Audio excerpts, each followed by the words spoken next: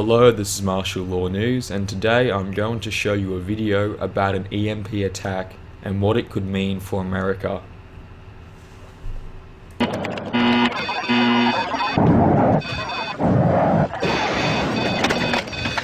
Mr. President, we have a national emergency. A nuclear weapon atop a ballistic missile has been launched from a freighter off the coast of the United States.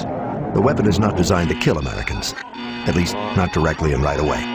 Instead, it is meant to unleash EMP, an electromagnetic pulse that destroys electronic devices and power grids.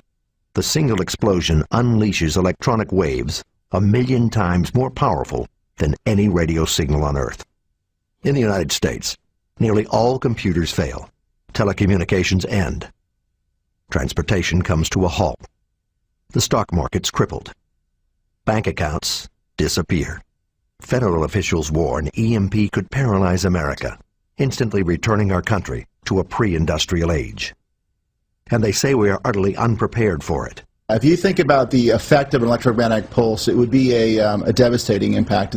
Not only would the power grid be out, it would be out for probably months, but every piece of electronics that we use, from pacemakers to phones to cars to gasoline pumps to water pumps, would all be fried. With such weapons, an EMP weapon, meaning a small nuclear bomb, detonated above the center of the United States would literally take down the entire power grid of this country. Wow. Plunging us back 300 to 400 years.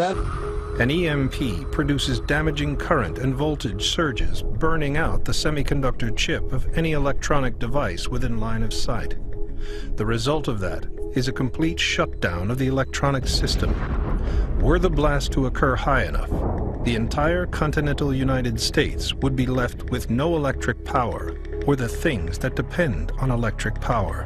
Medical services wouldn't be available because they needed electric power. Telephones wouldn't work. The traffic lights would stop working. Big traffic jam. Transportation would be shut down. Electronic funds transfer wouldn't work, so you wouldn't get your paycheck. You wouldn't be able to use your credit card. Food stocks would run out very quickly. Everything we know about life today that makes it convenient and efficient would be shut down. It would mean that basically we would go back to a pre-industrial era overnight, in seconds. Pentagon estimates show that by the year 2015, Iran could have missiles capable of reaching the east coast of the United States.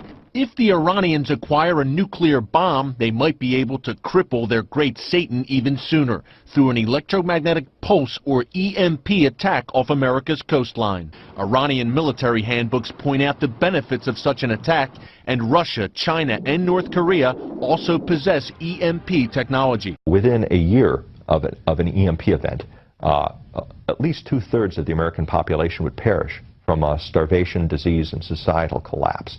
Prize nightmare scenario shows Iran or its terrorist proxy Hezbollah parking an unmarked freighter off America's east coast or in the Gulf of Mexico. They would fire a nuclear-tipped scud above a city like New York, then immediately sink the freighter to destroy evidence of their handiwork. Former CIA double agent Reza Khalili spent time as a member of Iran's Revolutionary Guards Corps. He says the Iranians have conducted missile tests off of ships in the Caspian Sea that are consistent with an EMP-style attack. We've disguised his face and voice for his safety. They're going to get to Gulf of Mexico with ballistic missiles, and they can launch one at a moment's notice, and they wouldn't care about the repercussion. They had a commission that put reports out on this years ago that projected 90% of all Americans could be dead within a year after such an attack. This is a catastrophic threat waiting to happen, and that North Korea, China, and Russia all understand it and are all working on it. I was out at a conference near Los Alamos of our country's leading experts. That was one worried crew. What if everything stopped working? What if you woke up one morning and nothing worked? What if there was no electricity, no telephones, no cars, no running water? What if everything just stopped working? How would you contact your family? How would you live? How long would you live?